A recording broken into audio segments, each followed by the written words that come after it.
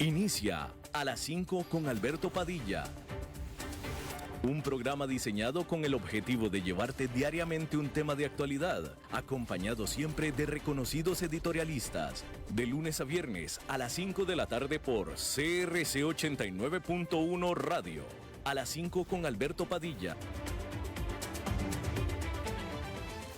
Hola, ¿qué tal? Saludos, bienvenidos a esta emisión de A las 5 con su servidor Alberto Padilla. Muchísimas gracias por estarnos acompañando, gracias por estar ahí. Le mando cálidos saludos desde la señal y las instalaciones de CRC 89.1 Radio en San José, Costa Rica, desde donde estamos transmitiendo hasta el punto en el tiempo y en el espacio en el que usted nos está escuchando, porque estamos saliendo en diferentes vías simultáneamente, por ejemplo en Facebook Live, en la página de este programa, a las 5 con Alberto Padilla. Estamos disponibles en el canal de YouTube, estamos en podcast, en las principales plataformas para ello, como Spotify, Apple Podcast, Google Podcast y otras 5 importantes más.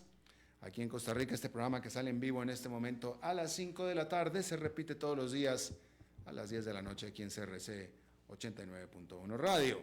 En esta ocasión me acompaña, como usualmente, tratando de controlar los incontrolables, el señor David Guerrero, y la producción general de este programa desde Colombia, siempre poderosa, a cargo del señor Mauricio Sandoval. Bueno, la noticia de orden financiero y económico del día, sin duda, es la decisión del gobierno de Estados Unidos, de la administración del presidente Joe Biden, de lanzar su primer caso antimonopolio en contra de la gigante tecnológica Apple. El gobierno de los Estados Unidos está acusando a esta compañía de utilizar su posición dominante en el mercado de teléfonos inteligentes para afectar al desarrollo de aplicaciones hechas por una tercera compañía o un tercer proveedor, así como también en mensajes, servicios de mensajes y sistemas de pago, todo dirigido a que los clientes de Apple solamente utilicen los servicios que Apple produce, maneja. La empresa Apple dijo que estas acusaciones están equivocadas tanto de hecho como dentro de la ley. De todos modos, las acciones de la Apple cayeron 4% después de que se dio esta noticia. Y con esto, el gobierno de Estados Unidos, la administración del presidente Joe Biden, tiene demandadas antimonopólicamente a prácticamente todas las grandes de Silicon Valley. También tiene demandado a Google y tiene demandado a Meta por prácticas que las acusa de prácticas similares. En la respuesta que Apple dio a esto,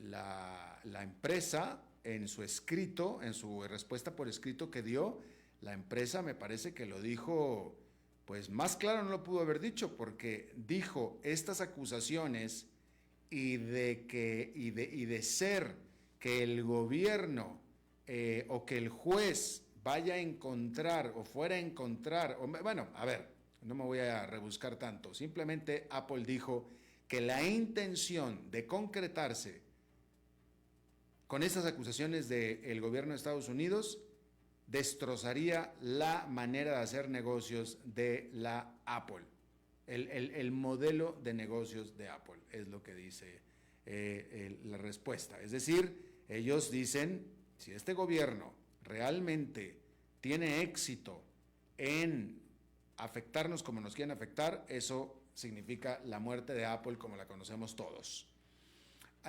Ahora, Apple es dominante, tiene el 66% del mercado de teléfonos inteligentes de los Estados Unidos, no es monopólico.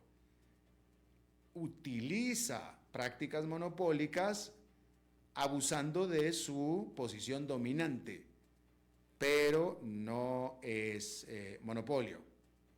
Hace prácticas monopólicas dentro de su universo de ese 66%. Eso sí, la nota que yo leí, hasta lo que yo he leído, yo uso Apple, entonces yo no conozco otros sistemas como el Android, por ejemplo. Desconozco, y sería interesante comprobar si acaso Android, el sistema como tal y el universo de aplicaciones y etcétera de Android es más abierto y más amigable a la realidad que la Apple.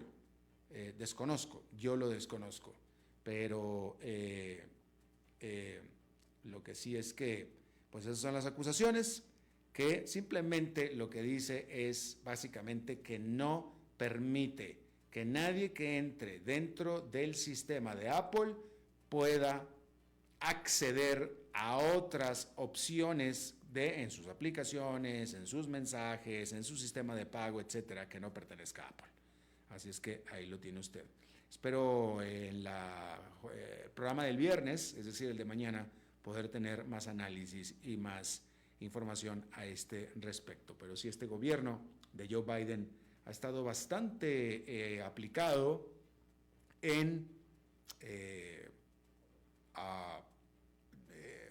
señalar las prácticas monopólicas presuntamente de las empresas tecnológicas grandes de los Estados Unidos. Es que lo tiene usted. Hay que decir que en Gaza las luchas, las peleas en el hospital de Al-Shifa se intensificaron al continuar y recrudecerse el allanamiento por parte de las fuerzas israelíes, que ya lleva 3 días consecutivos. Las fuerzas de defensa israelíes dijeron que han matado en esta operación sobre el hospital, han matado a 140 militantes de Hamas, tanto en el hospital como alrededor. Así es que ahí tiene usted eso. Hay que decir que el secretario de Estado de los Estados Unidos, Anthony Blinken, se reunió con el presidente de Egipto, Abdel Fattah al-Sisi, para discutir propuestas para un cese al fuego. Hay que decir que las Naciones Unidas emitieron un comunicado exigiendo un cese al fuego inmediato en Gaza, y por primera vez este comunicado viene firmado y respaldado por los Estados Unidos. Hasta este momento los Estados Unidos habían negado a pedir un cese al fuego. En esta ocasión, al parecer, ya habría respaldado Estados Unidos un comunicado conjunto de las Naciones Unidas. Así es que ahí lo tiene usted. En Afganistán sucedió una bomba suicida que se reporta, de acuerdo a las autoridades del Talibán, al menos 3 personas muertas. Sin embargo, los medios independientes en ese país reportaron que el número real de muertos es por encima de 20 por bomba suicida. Este ataque tuvo como lugar la sucursal de un banco en Kandahar, que es la ciudad donde está la mayoría del poder del Talibán. Este país de Afganistán ha estado sufriendo toda una serie de ataques suicidas en los últimos años, la gran mayoría perpetrados por el ISKP, que es un afiliado del Estado Islámico. Así es que lo tiene usted. Hay que decirle que cirujanos en Nueva York trasplantaron exitosamente un riñón del cuerpo de un cerdo al cuerpo de un humano. Este hombre llamado Richard Sleiman, de 62 años de edad, que estaba viviendo con una enfermedad terminal en el riñón. Este órgano había sido modificado genéticamente por la empresa eGenesis, esta empresa biotécnica, y había sido modificado para aumentar la seguridad en el trasplante. Esta operación, la cual marca la primera de un órgano genéticamente editado o modificado, ha sido utilizada, este tipo de operación en particular es la primera que ha sido utilizada en este tipo de procedimiento, y por supuesto que es un paso más en los éxitos previos que se han tenido en traspasar pues órganos de un cuerpo de un cerdo a un humano, un trasplante de cerdo a humano. La idea no es que el órgano del cerdo per se, el riñón del cerdo se trasplante a un humano, no es per se necesariamente eso, no es eso, sino que se ha investigado mucho para poder modificar el órgano que está cultivándose en el cuerpo del cerdo para que comience a funcionar y se adapte mucho a las funciones propias de un cuerpo humano, básicamente. Y se ha estado experimentando mucho y se han hecho varios trasplantes. Hasta ahora, la gran mayoría de ellos, de todos modos, se hace obviamente sobre personas desahuciadas, pero en el proceso se ha investigado mucho y pues la idea, estas personas desahuciadas aceptan que se les haga este tratamiento, de nuevo están desahuciadas, al final terminan de todos modos falleciendo, no por la operación necesariamente, sino porque de todos modos estaban desahuciadas, pero estos procesos, estos procedimientos aportan muchísimo a la ciencia médica.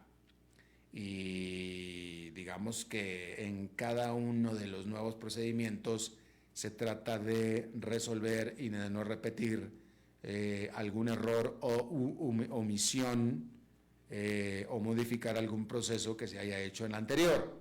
Entonces, por eso cada una es mejor que la anterior. Y por eso es que esta información, esta última noticia, pues eso es lo que es, una noticia. Así es que, bueno, pues ahí lo tiene usted.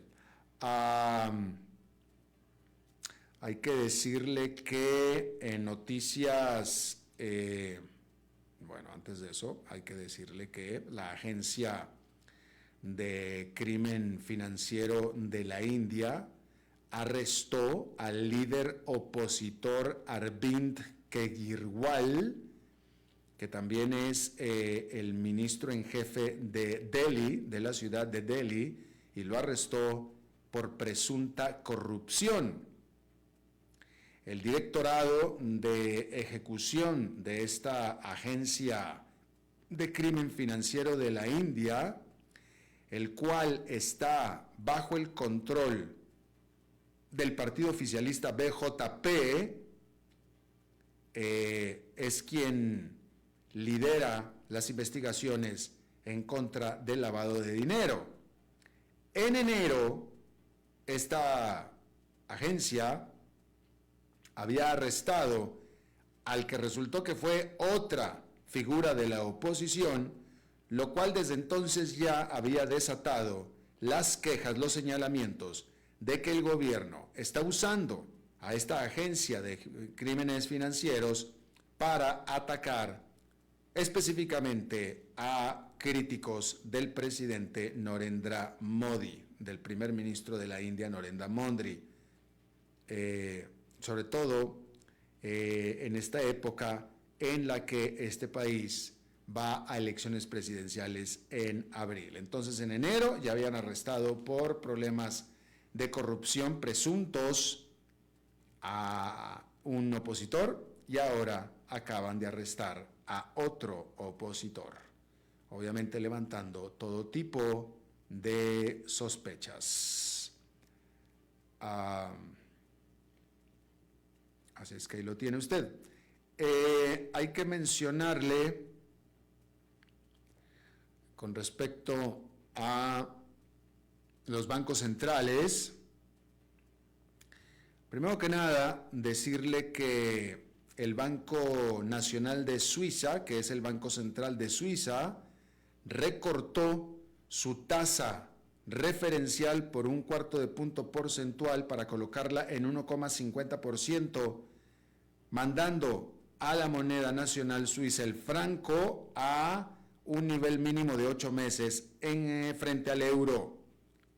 El Banco Nacional de Suiza es el primer banco importante, el primer banco central importante en reducir tasas de interés después de un extenso periodo de subidas de tasas de interés. Y esta decisión, por supuesto, sigue a un periodo de baja inflación en ese país de Suiza, en donde los precios habían permanecido dentro del rango de 0 a 2% durante los últimos 9 meses, de tal manera que el Banco de Suiza es el primero que hace esto. Este jueves también el Banco de Inglaterra, que es el Banco Central de la Gran Bretaña, mantuvo sus tasas de interés estables en 5,25%, y el Banco Central de Estados Unidos este miércoles también tomó la decisión de dejar las tasas de interés estables, y de eso vamos a estar hablando un poco más adelante en nuestra entrevista de hoy. Pero el hecho de que sea, esto es interesante porque el fenómeno de inflación se dio en todas las economías desarrolladas del mundo, y prácticamente todos los bancos centrales de estas economías reaccionaron de la misma manera, subiendo fuertemente las tasas de interés. Y en todos estos, todo el mundo ha estado a la espera de que ya con la inflación controlada, como finalmente parece ser que ha estado controlada definitivamente mucho más abajo de su pico, pues ya la gran pregunta en todas partes ha sido: ¿y cuándo vas a empezar a regresar las tasas de interés a un nivel más o más cercano de donde empezó todo este asunto? Y ahora el Banco Central Suizo es el primero que lo hace. Así es que ahí lo tiene usted. Y de nuevo vamos a estar hablando de esto un poco más adelante en nuestra entrevista. Antes de eso hay que decir que el Banco Central de Turquía, ese continúa con sus alzas de tasas de interés. Y ahora el problema de Turquía es un poquito diferente, es magnificado totalmente, es magnificado, es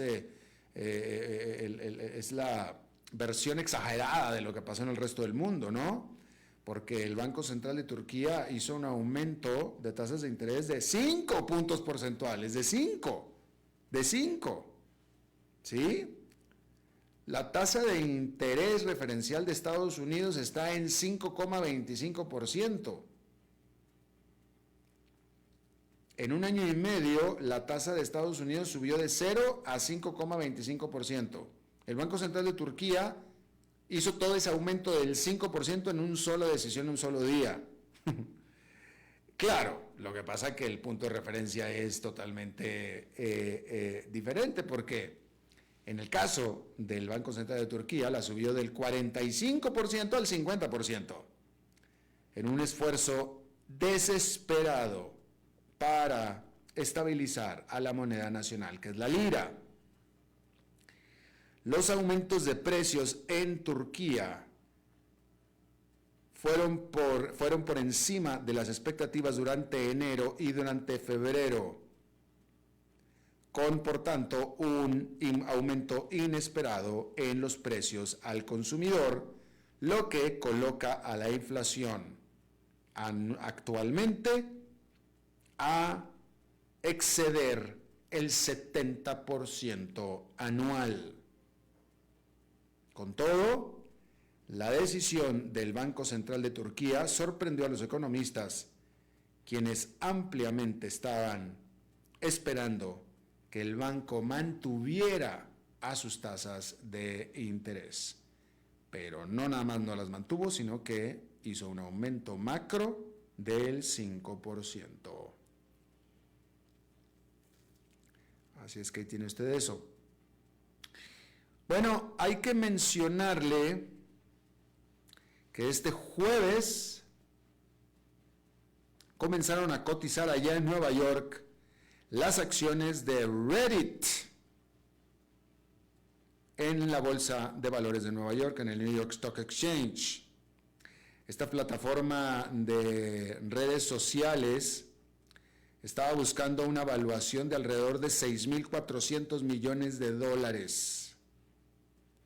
Según se reporta, el debut o el listado fue de 4 a 5 veces, o fue demandado de 4 a 5 veces con respecto a la oferta que se hizo. Sin embargo, hay muchos analistas que están siendo bastante escépticos de que, a pesar de este debut aparentemente tan exitoso, la acción de Reddit vaya a ser exitosa en el mediano plazo y, por supuesto, no en el largo plazo. Reddit fue fundada en el 2005 y es un foro basado en un website en el que los miembros pueden hablar en subreddits que se le conocen acerca de asuntos de interés común dependiendo del subreddit, que puede ir desde consejos de plomería hasta fotografías de gatos. ¿Sí? Reddit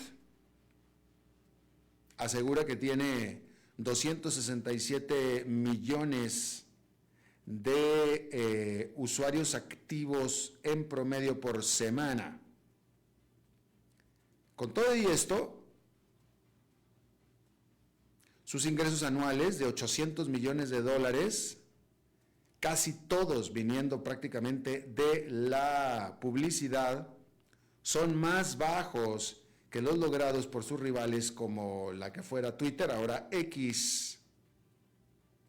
Y Reddit, de todos modos, reportó para el 2023 una pérdida de 91 millones de dólares.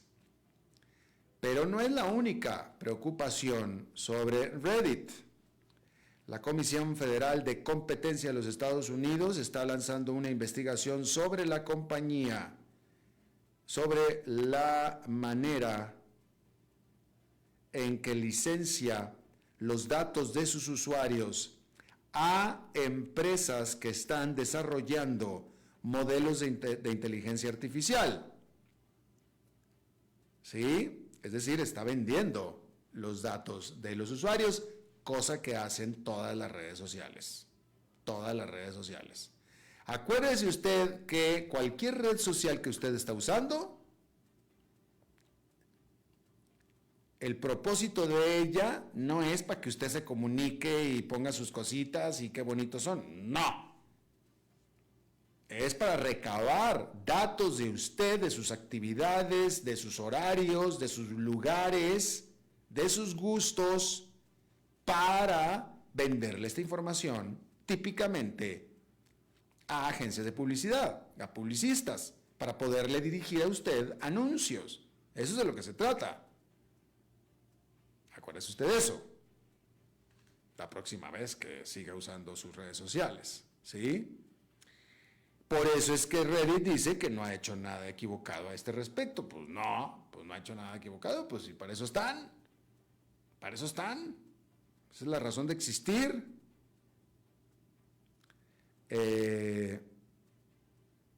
Y bueno, hay una cosa subyacente aquí que es muy positiva con respecto a esta colocación de Reddit, al margen del éxito o no y desempeño o no que vayan a tener las acciones de esta plataforma social. Y es la señal de que el mercado de ofertas públicas iniciales de los Estados Unidos está poco a poco volviendo a la vida.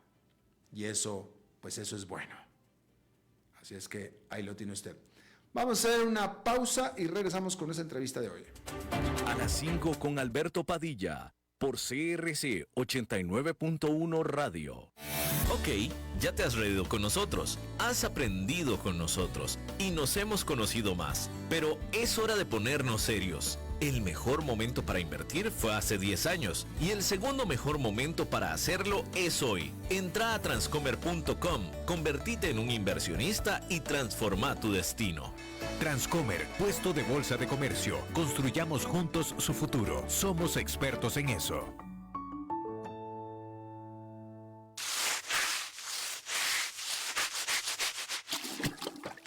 ¿Están cansados de limpiar tanto el piso de su casa? No sufran más. Cambien esta cerámica con porcelanatos pulidos antibacteriales y súper fáciles de limpiar. En Porcerámica, número 1 en porcelanatos.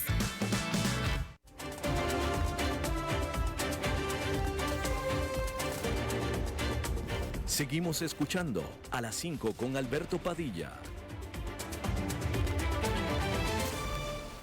Muchísimas gracias por continuar con nosotros.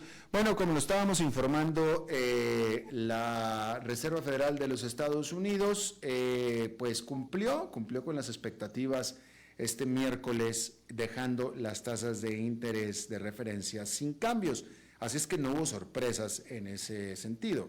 Lo realmente importante, puesto que no se esperaban sorpresas, era qué es lo que tiene que decir la Reserva Federal en el comunicado de su decisión con respecto a lo que podemos esperar en la siguiente reunión de política monetaria, porque para muchos sectores de la economía es necesario, es importante que la Reserva Federal comience a bajar las tasas de interés que subió, que empiece a regresarlas cercanas al nivel de donde comenzó todo este asunto, que fue en 0%, ahorita están en 5,25%.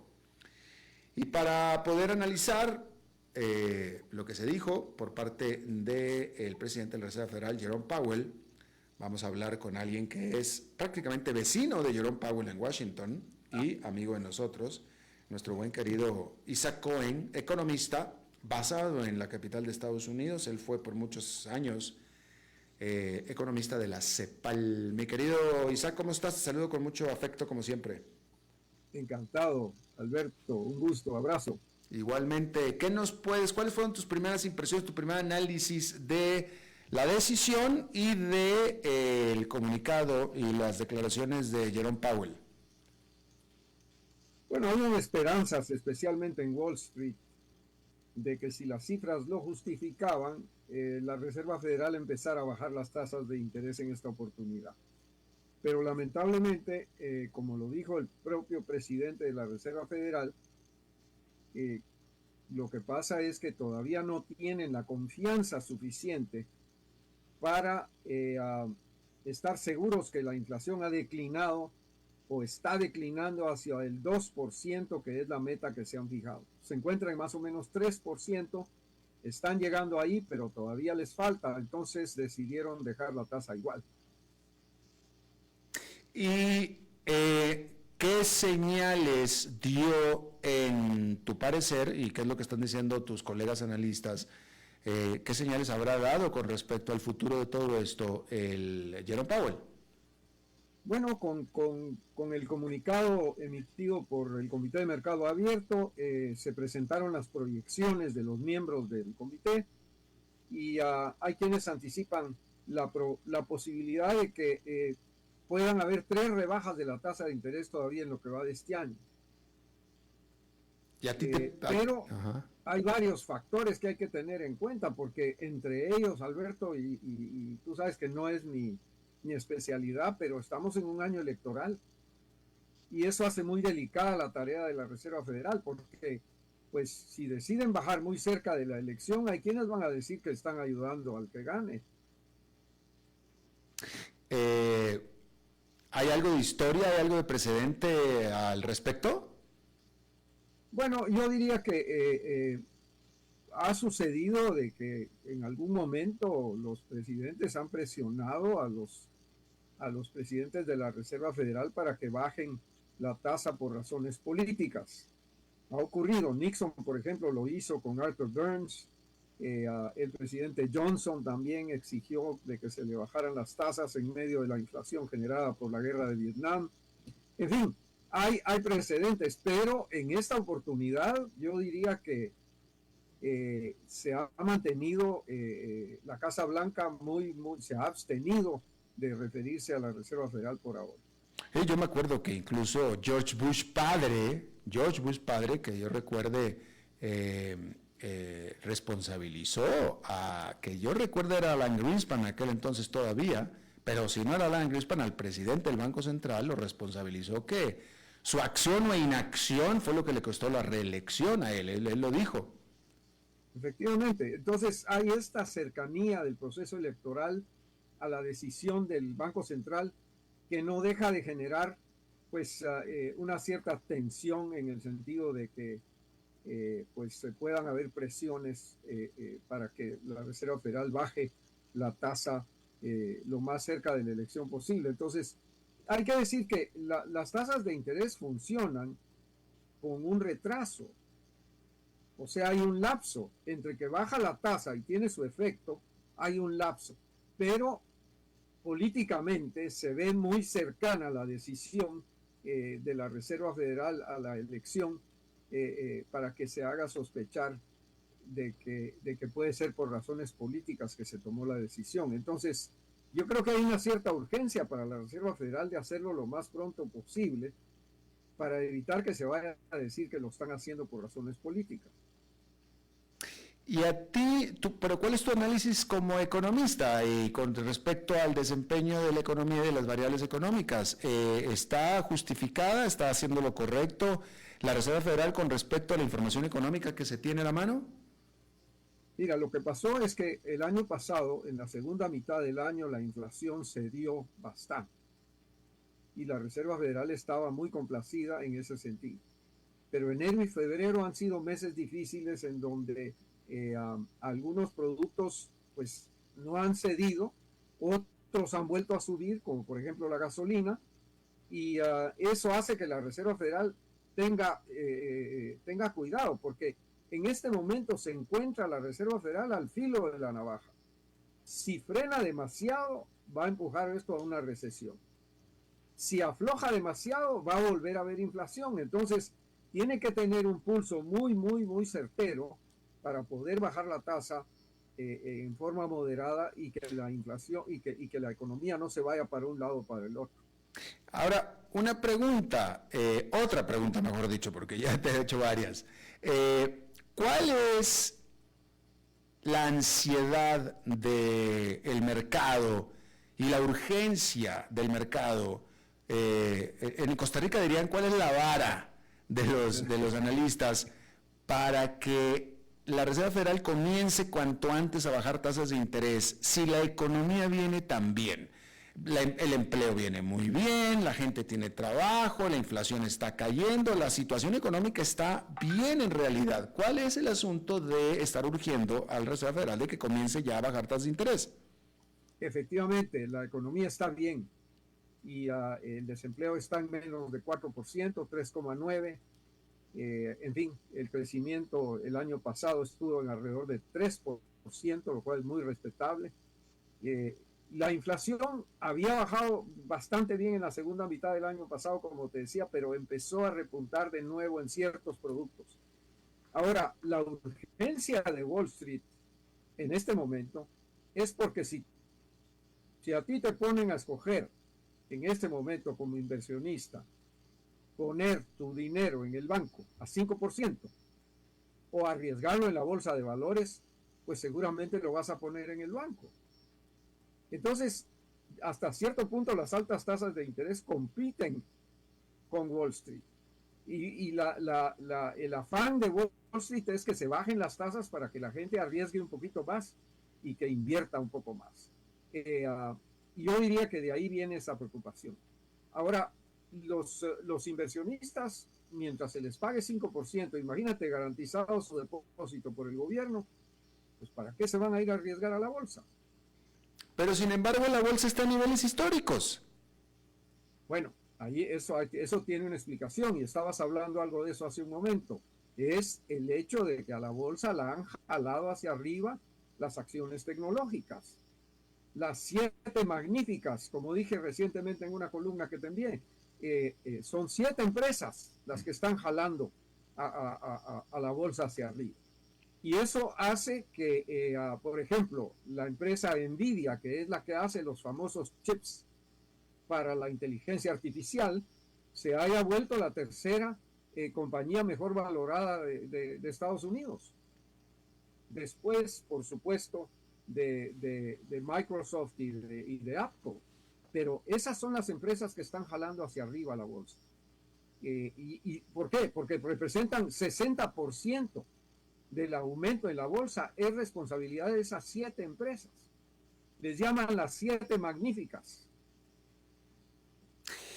¿Cuál es la relación de este nivel de tasas de interés en Estados Unidos con la depreciación que ha tenido el dólar en algunas economías de América Latina, y como por ejemplo en el caso de México, en el caso ciertamente de Costa Rica, donde el dólar ha estado cayendo y cayendo, la moneda nacional subiendo y subiendo?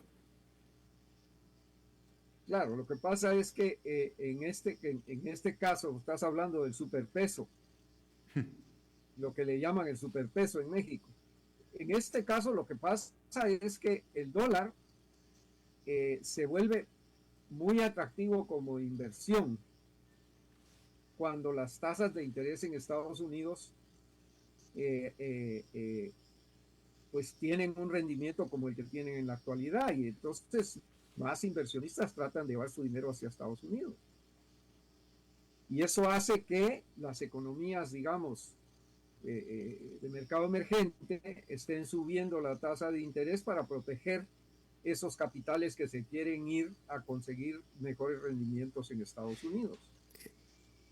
Y bueno, de hecho la pregunta era compuesta porque efectivamente te quería preguntar cuál es la afectación o influencia o problema o beneficio de que Estados Unidos permanezca con este nivel de tasas tan elevadas por tanto tiempo sobre las economías de América Latina. Bueno, para Estados Unidos la principal responsabilidad del Banco Central es mantener el pleno empleo con baja inflación. Y eso se está consiguiendo. Y ya hasta ahora se ha logrado, pues, bajar la inflación sin generar desempleo y manteniendo el nivel de empleo. Eso hace que en algún momento Estados Unidos tenga que empezar a bajar la tasa. Pero eso no ha llegado todavía. Está por llegar. Yo creo que este año vamos a empezar a ver una reducción en la tasa de interés en Estados Unidos. Pero mientras eso suceda, pues vamos a tener esta situación. Y en América Latina, al mismo tiempo, tenemos los problemas, por ejemplo, de la caída de las exportaciones básicas de América Latina, en donde por la desaceleración en China, notablemente, las materias primas se han venido para abajo, y entonces eso está afectando el futuro de las economías latinoamericanas. Pero yo creo que un alivio en materia de tasas de interés en Estados Unidos ayudaría al resto de la economía mundial. Dentro de la economía de Estados Unidos, ¿qué sector o qué industria está sufriendo por este elevado nivel de tasas de interés, dado que la economía en general viene bastante bien?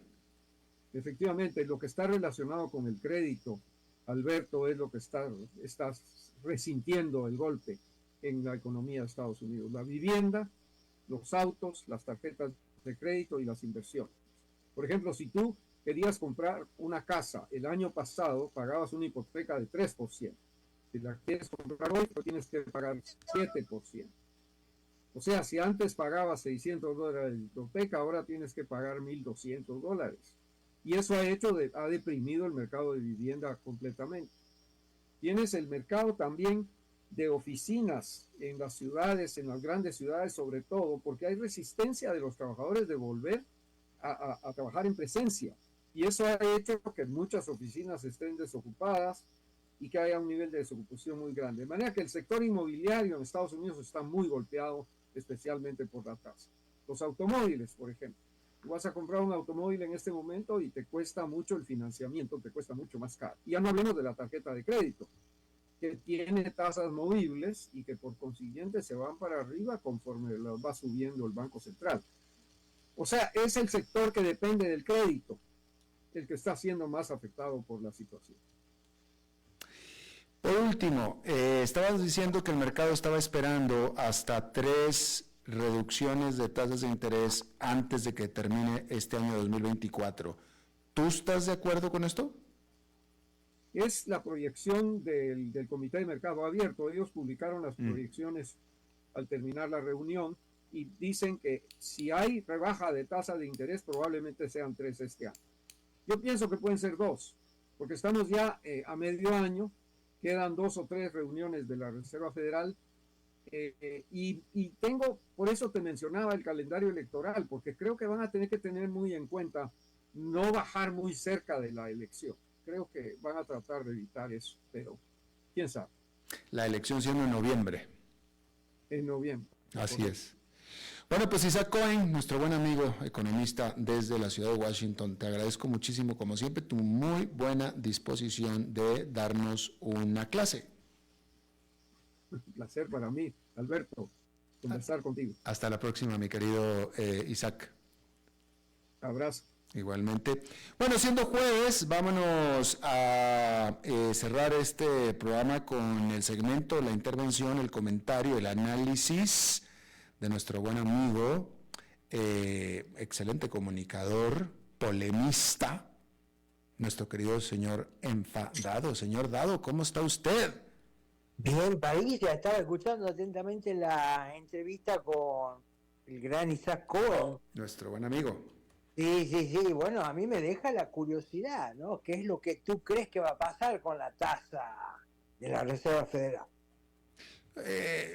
No, bueno, yo tiendo a creer que todavía hay posibilidad, todavía permanece la actividad económica vibrante y todavía permanece estancado ese nivel de 3% de inflación cuando la Reserva Federal quiere 2%, por tanto, pero todavía estamos a marzo, así es que por tanto todavía hay oportunidad que efectivamente, definitivo, haya al menos un recorte de tasa de interés antes de que finece este año. Uno sí garantizo, 2 o 3 no meto las manos, pero todavía estamos a tiempo a que sí comience, lo que significaría que la actividad económica va en bajada y la inflación junto con ella. Sí, bueno, la inflación el último mes se recalentó un poquito, ¿no? Sí, pero apenas estamos, cierto, pero apenas estamos en marzo, entonces por eso creo que todavía hay oportunidad, pero puede que se nos pase el año, puede ser. Sí, ellos dijeron que la Reserva Federal, que tenía el 2% de meta de inflación, 2% anual, y están por encima del 3%. Yo no sé, te lo digo sabiendo cosas muy elementales de economía, de finanzas, que yo no veo que pueda haber una rebaja de la tasa de interés en el mediano plazo, ¿no? Pero bueno, así están las cosas, Alberto. Vamos a hablar de alguien que es un enemigo precisamente de la inflación y que en estos días ha cumplido 100 días en el gobierno. Estamos hablando de Javier Milei. Javier Milei, claro, sí señor. Y Javier Milei siempre nos ha recordado que la inflación, citándolo a Hayek, ¿no? Que la inflación, o Friedman era, se me está escapando el nombre, que la inflación es siempre y en todo lugar un fenómeno monetario. 100 días de Javier Milei, la inflación está bajando drásticamente. La tomó él cuando él asumió en diciembre, el 10 de diciembre, ese mes la inflación dio 25.5% mensual. Bajó a 15 y pico en enero y en febrero ya dio 13.2. En febrero ya comenzaron a verse los resultados, se comenzaron a ver superávit financiero, superávit primario,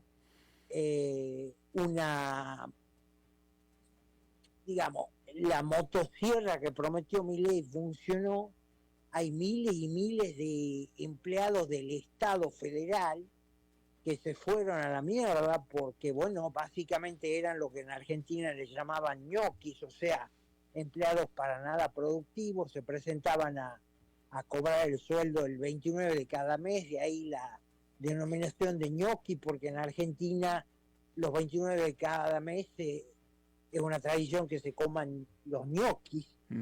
Y así las cosas, ¿no? Hay otros datos económicos de Milei que indican que, bueno, la inflación está bajando, pero el precio que se está pagando a nivel popular, a nivel de salarios, a nivel de consumo es demasiado elevado. Lamentablemente ese iba a ser el resultado, está siendo el resultado, porque Argentina lamentablemente es un país que tiene todas para ser una potencia, pero bueno, durante décadas la clase política, con el apoyo de una parte importante de la población, abrazaron las ideas socialistas, bueno, mucho déficit fiscal que era financiado o por deuda o por emisión, y sobre todo la emisión es lo que probó que, bueno, Argentina entró en una cultura inflacionaria y en algunos momentos de su historia conoció la hiperinflación que estaba a punto de regresar con el último kirchnerismo, con el gobierno de Alberto Fernández, que por suerte ya se fue. Pero mi reflexión de todo esto, Alberto, es 100 días de Milei, que no es un presidente cualquiera, no es un presidente común y corriente, está llevando a cabo Javier Milei, creo que en esto vamos a coincidir todos, un experimento, ¿no? Y hago énfasis en esta palabra, un experimento liberal, libertario, con mucho tema de anarcocapitalismo en las ideas, en el abordaje de la economía. Entonces, no es casual que los ojos del mundo académico, bueno, intelectual, pero también los ojos del mundo de la política están enfocados en Argentina, porque fíjate tú que tenga éxito el experimento de Milei y se termine confirmando, primero, de que la inflación es siempre en todo lugar un fenómeno monetario, por ejemplo. La otra es que hay muchas agencias o organismos del Estado que son un drenaje de dinero que no hace falta para tanto. Imagínate si Estados Unidos, que es uno de estos países donde se sigue puntualmente a Milei, ¿no?, empieza en alguna vez a copiar estas ideas y a eliminar, por ejemplo, organismos estatales del gobierno federal, como el Departamento de Educación, que cuando lo introdujo Carter en su presidencia, Estados Unidos estaba en los top 5 de la educación y ahora están como en el nivel 40 o 50 a nivel mundial, ¿no? Entonces, qué bueno sería eso, Alberto, que estas ideas de Alberto Milei empezaran a difundirse y a considerarse por parte de las economías que son potencia en el mundo y que, bueno, están drenando de dinero, de recursos, emitiendo. Estados Unidos, esta quería ser mi conclusión, no creo que la inflación ceda, por lo menos en este año, cuando, bueno, vos ves que están imprimiendo para pagar miles y miles de millones de dólares a la guerra en Ucrania, por ejemplo, o con estos perdones de la deuda estudiantil, por citar pequeños casos, grandes casos, que confirman lo que nosotros, junto con Javier Milei, creemos, ¿no?, que la inflación es siempre en todo lugar un fenómeno monetario. Alberto. Y bueno, ojalá, si Javier Milei, o sea, si las reformas económicas y pretensiones económicas de Javier Milei tienen éxito, él se va a convertir definitivamente en un referente, como lo está proponiendo usted, señor Dado, estoy totalmente convencido, y será justo y bien merecido por parte de él, y aparte también es lo que necesitan también los argentinos, así es que en ese sentido estamos totalmente de acuerdo entre que el éxito de Javier Milei en Argentina va a hacerlo a él un referente y un faro de modelo y de ejemplo para el resto de los países de América Latina. Sí. Conclusión, Alberto, el enemigo acá es el surdaje. Ok, sí. Gracias, señor. Gracias, Alberto. Saludos a la audiencia, al equipo. Igualmente para usted, un fuerte abrazo. Bien, eso es todo lo que tenemos por esta emisión de A las 5 con su servidor Alberto Padilla. Muchísimas gracias por habernos acompañado. Espero que termine su día en buena nota, en buen tono, y nosotros nos reencontramos en 23 horas. Que la pasen muy bien.